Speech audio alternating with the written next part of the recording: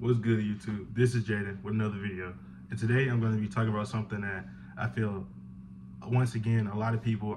Okay, just put this out there. I think this challenge is going to be something where I address issues that I've realized that people like myself or other people deal with. And I think that I have a good take or thought process on how to handle stuff like that.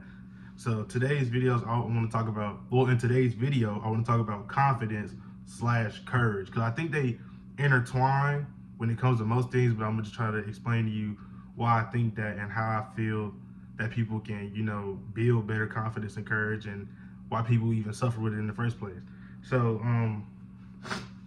being a teenager in today's society, I think a lot of confidence and courage doesn't come from capability, but comes from appearance. I think a lot of people base their confidence based on how they look, and obviously how people see you is the first thing that they notice about you, but that's not everything about you. I mean, you don't really know somebody until they open their mouth. Once they start speaking to you, then you get a better gauge on somebody, not just how they look. You can have a predetermined notion about how somebody might be based on how they look, but 9 times out of 10 it's not going to be that accurate. And even if it is, I mean, you don't really gain nothing from it besides just saying, "Oh, I was right." I mean, that's not going to change how you see the person or who you think they are. I mean, you just kind of give yourself a nod. But anyway, as you can see myself, I look pretty rough. And I mean, this is by choice, not because I can't get a haircut or I don't want to, because, everybody likes looking nice. But I kind of realized to get to places, to have the confidence or the courage to do something like this, is because you just got to understand who you are as a person. I mean, people could look at me and predetermine and say that, I don't dress the best, or my face is kind of rough due to facial hair or something like that. But I know what I'm trying to do, because, for instance, like, it's not coming in like the best, but I want to grow facial hair. So that's something that I'm ready to do, and something that I'm confident in doing. So I'm okay with going through the rough stage of looking scrappy or getting haircuts periodically, different things like that, because I have confidence within myself to know that, hey, I know I'm a good enough person to carry myself a certain way or act a certain way, things like that. And I think a lot of people, when it comes to appearance nowadays, they kind of go off of what they see everybody else do compared to like what they want to do. Because, for instance, like, if you look at my older videos, I had dreads or whatnot, because dreads were the popular thing at the time. And if you had dreads, it was cool, stuff like that. And then I started getting judged by having dreads, and then it kind of made me shift my view on it from like, oh, maybe dreads don't look good, or people see me with dreads, they're gonna think I'm this type of person or whatnot. I mean, some people might, but that's not the overall consensus. So during the time, I was just like, I'm gonna cut them, why not? And it's like, yeah, I did it, and I was able to start freeforming my hair. As you guys can see, they can kind of look like rough curls, but I promise you, these are locked in. They're not going nowhere. But I started doing freeforms, and just being honest, these look wilder than maintained dreads do. And the reason I did that is because I know this is something I wanted to do. It's something I had always thought about. And unlike the dreads thing, I'm not gonna let other people's opinion make me want to cut my hair again. If I cut my hair again, it's because I want to do it, not because I feel like I have to, or I don't fit in, or I don't look the part, or things like that.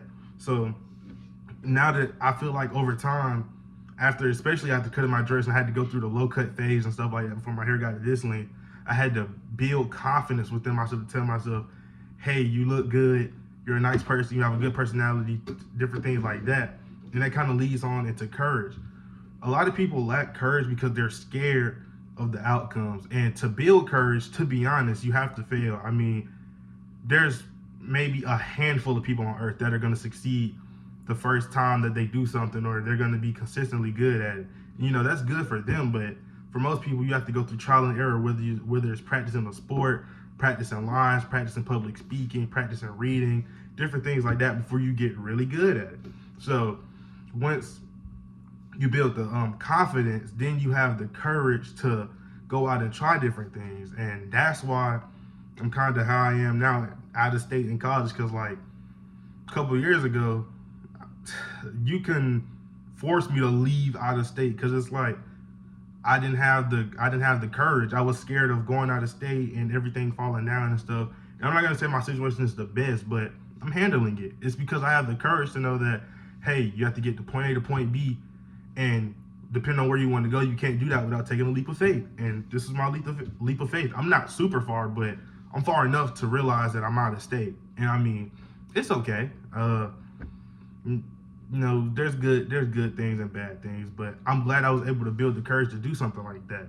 And I feel like socially, if people had more courage, things would be better. Cause like I've went up to a couple of people and spoke, and I don't know if it's nervous or whatnot, but like they'll gesture or something back, but they won't speak. And I'm thinking maybe they're scared to speak. But then I have to also ask myself, why are they scared to speak? Because if I'm initiating a conversation or I'm trying to talk, obviously I'm interested in talking to you, but maybe you're just so worried about what to make the right response or what to say in return that you don't that some people just kind of like freeze up and don't have the courage and might walk off and be like, dang, I wish I said something.